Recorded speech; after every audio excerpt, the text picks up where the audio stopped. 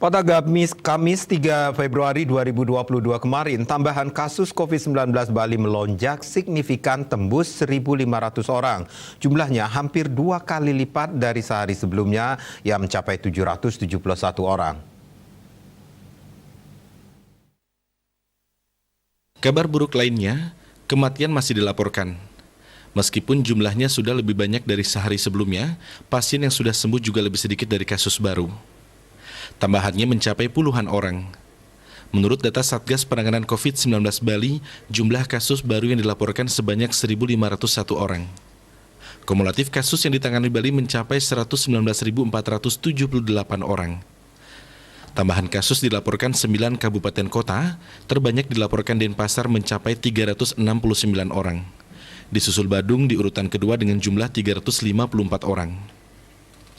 Urutan ketiga adalah warga luar Bali sebanyak 226 orang.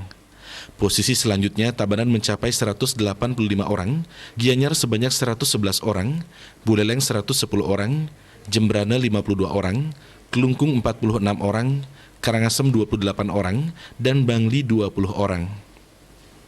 Kematian bertambah 1 orang dari Denpasar, kumulatif mencapai 4.080 orang.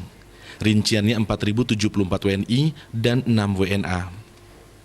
Pasien sembuh bertambah 89 orang dari 9 kabupaten kota, yaitu Denpasar 33 orang, Badung 15 orang, Jembrana dan Tabanan sama-sama 11 orang, Kelungkung 9 orang, Buleleng dan luar Bali sama-sama 3 orang, Bangli 2 orang, Gianyar dan Karangasem sama-sama tambah 1 orang. Total pasien sembuh mencapai 110.746 orang. Jumlah kasus aktif sebanyak 4.652 orang. Terdapat 53 rumah sakit rujukan dan 178 tempat isolasi tersebar di seluruh kabupaten kota dan provinsi Bali. Saat ini Bali memiliki kapasitas isolasi terpusat sebanyak 883 bed. Diah Dewi Bali Pos melaporkan.